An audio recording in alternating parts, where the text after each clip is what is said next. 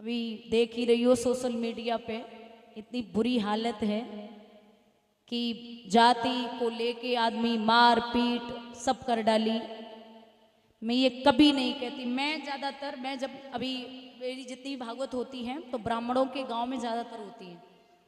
मैं कभी भी ये सोच भी नहीं सकती हूँ कि हम किसी का अपमान करें या किसी की बेइज्जती करें। मैंने व्यासपीठ पे बैठ के कभी भी किसी को अपमानित नहीं किया, मतलब उस तरीके से कि ये ब्राह्मण हैं, ये यदुवंशी हैं या ये अदर कास्ट के हैं।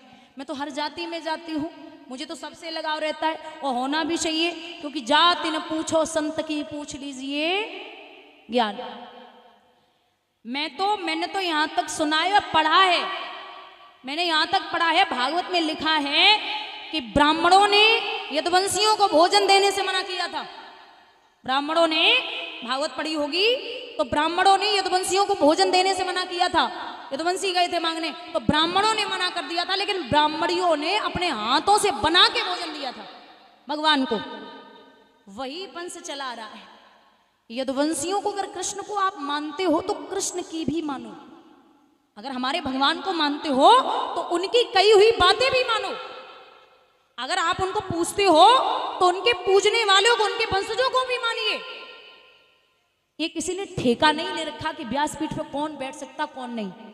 मैं बुरा नहीं मानने वाली बात है यहाँ, मैंने कई ब्राह्मणों को मदरा पीते देखा है, मांस खाते देखा है, और कई यदुवंशियों को माला फेरते देखा है। आप यहाँ ये नहीं कह सकते कि मुझे क्या करना है और क्या नहीं करना है। भगवान अगर चाहते तो विप्र सुदामा से कभी मित्रता नहीं होती, वो सुदामा ब्राह्मण ही थे। अरे जो आप ये करते जा रहे हो, जब कहते ना कि अही अहीर दोनों बुरे, अही से बुरो अहीर, अही बाचा को मान ले पर बाचा तजे। पहले तो ये बिगड़ते नहीं, यदुवंशी कभी बिगड़ते नहीं। अही मतलब सर्प, सर्प को जब तक छेड़ोगे नहीं तब तक वो डसने वाला नहीं है, और अहीर को जब तक छेड़ोगे नहीं तब तक वो बर्बाद करने वाला नहीं है। अगर कोई आराम से है, अभी फिर एक कहते हैं कि पहले तो सब ठीक ही चल रहा था, मार पीट सब कुछ तुमने कर ली, फिर एक महिला को सामने और कर दिया। वो कह रही मुझे छेड़खानी की है, मुझसे ये किया, मुझसे वो किया। सबकी वीडियो बनाई गई तो एक चीज की और भी बना लेती, छेड़खानी हुई थी तब दिमाग कहाँ था। ये कायर होते हैं जो महिलाओं को सामने करते हैं। डट के सामना कीजिए। अगर कोई भी चीज है, किसी भी चीज को आप लेके बैठे हो, और मैं हमेशा समझाती हूं कि किसी भी जाति का हो, आप एकत्रित रहना सीखिए। जब तक एकजुट नहीं हो तब तक आप बर्बादी की सीढ़ी पर ही हो, चाहे वो किसी भी जाति का हो। मैं हर जाति में जाती हूँ, मुझे किसी से भेदभाव नहीं है, और मुझे सब प्रेम करते, मैं सबको लाड दुलार करती हूँ, मैं सबको प्रेम देती हूँ। मेरा जो भाई है, मेरे जो पिता तुल्य हैं, मेरा सबसे स्नेह है, मुझे सब स्नेह देते, मुझे अपनी सब बेटी मानते हैं। मैं झांसी राजस्थान, अभी पिछली भागवत हुई थी उदी मोड़, हर से ज्यादा ब्राह्मण ही आते हैं। लेकिन कहते हैं कि मानसिकता जब तक ठीक नहीं है तब तक रास्ता ठीक नहीं हो सकता। आपने सब कुछ सब सहन कर लिया, अरे हम ही बुलाते हैं, हम ही बिठाते हैं।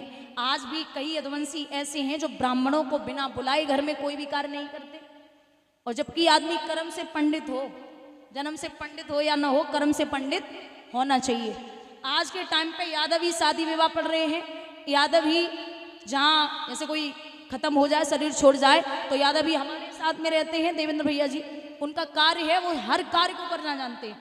और मैं चैलेंज करती हूँ, मैं हमेशा कहती हूँ कि 10 ब्राह्मण या 20 ब्राह्मण एक तरफ और हमारा वो भाई एक तरफ। मैं हमेशा कहती हूँ बस बुद्धि का खेल है, दिमाग का खेल है, मानसिकता का खेल है। अगर मानसिकता ठीक नहीं है तो आप किसी काम के नहीं है। बोलिए गोविंद भगवान की। मैं कुछ ज़्यादा बोलती भी नहीं हूँ और मुझे बुराई से लेना देना भी नहीं है। बस आप इतना याद रखिए कि कभी कभी लगता है कि हम सब जब एक हैं, आपको यहाँ बांटने की जरूरत नहीं है। पहले हम सब हिंदू हैं, और हिंदू में आप जातियां देख रहे हैं, जाति एक ही है, वो है मानव जाति। जाति एक ही है, वो है मानव जाति। यहाँ ये नहीं है कि तुम दलित हो, तुम जाटव हो, तुम ब्राह्मण हो, तुम यादव हो, तुम ये हो, तुम वो हो, ये नहीं जोड़ना है। या एकजुट रहना है। एकजुट रहोगे तो सब कुछ ठीक चलेगा, एकजुट नहीं हो तो फिर तो सोच ही सकते हो क्या होगा। अभी मैं आ रही थी तो इतना हंगामा फैल रखा है रोड पे, भाई भगवान ही मालिक है, आप सोच लो क्या होगा क्या नहीं होगा। तो इसलिए निवेदन है, शायद सबने ही देखा होगा मोबाइल पे, सभी देख रहे हैं, बस ये सोच ही लो क्या होगा क्या नहीं होगा, परमात्मा जाने। अच्छे से रहिए, प्रेम से सब एकजुट रहिए। मैं शायद जब 3 साल पहले भी, तीसरी साल है मुझे, हम पहले भी आ चुके हैं और सबका स्नेह मुझे मिला है, तभी हम यहाँ दोबारा आए हैं।